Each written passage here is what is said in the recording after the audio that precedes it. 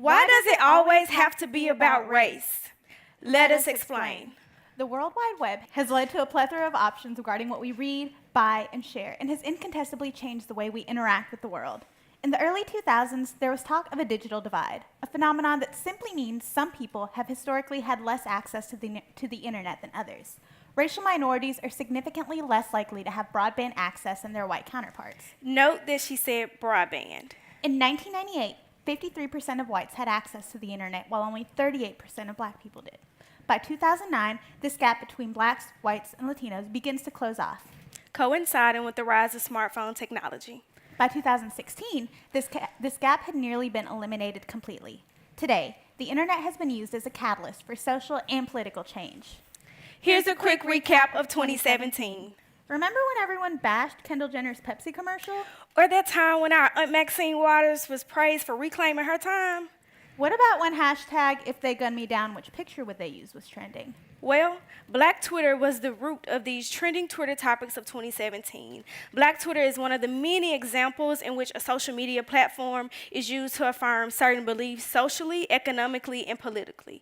Feminista Jones describes Black Twitter as a collective of active, primarily African American users that have created a virtual community to bring about social political changes. Ultimately, Black Twitter exists to affirm the identities of Black lives, share important methods in finessing white America, and educate newer generations about the Black history that our educational systems fail to teach. Over time, social issues become political.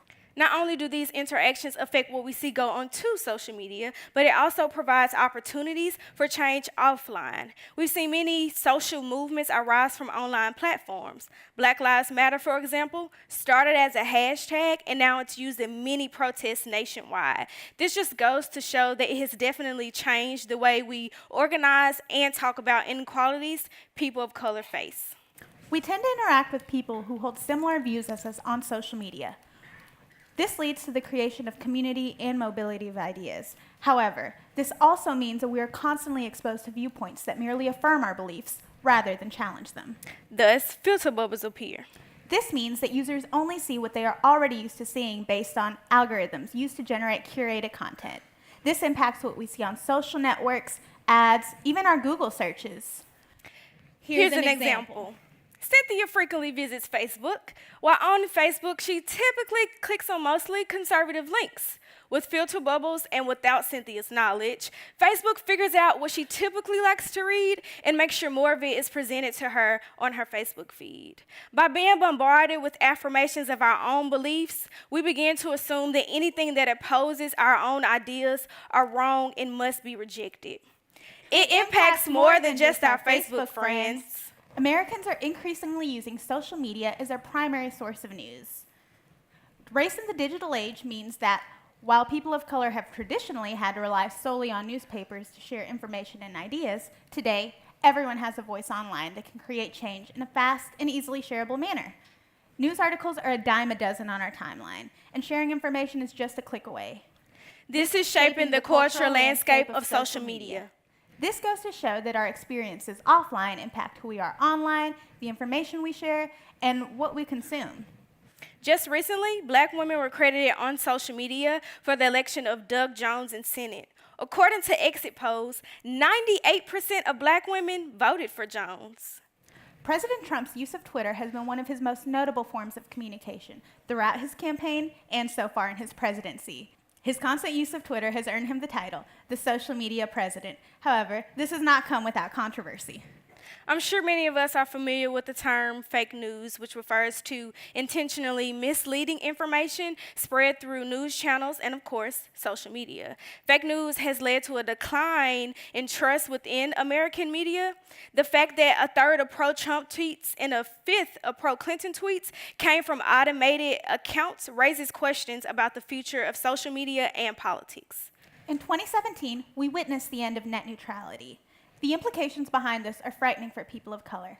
Net neutrality means that once you pay for the internet, you have access to all of it, with no gatekeepers.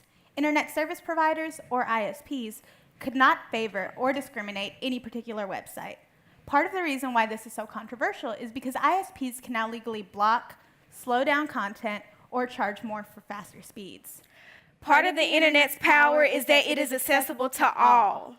An open internet played an important role in communities of color ability to mobilize, start online businesses, and create online platforms. The end of net neutrality means a step backwards for people of color to simply have a voice. With all of this, we can say with certainty that the way we think about news and politics has to change now that most of our news comes from social media.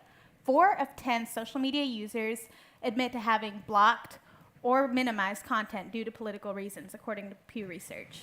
So whether you like it or not, politics will be a part of your timeline. We encourage everyone to examine their own biases and, more importantly, take other arguments into consideration. In order to be fully aware citizens in the digital age, we must make a conscious effort to master media literacy. While the internet can be a powerful tool for social change, especially for people of color, we must work to get out of these filter bubbles and examine our news for what it really is. Thank you. Thank you.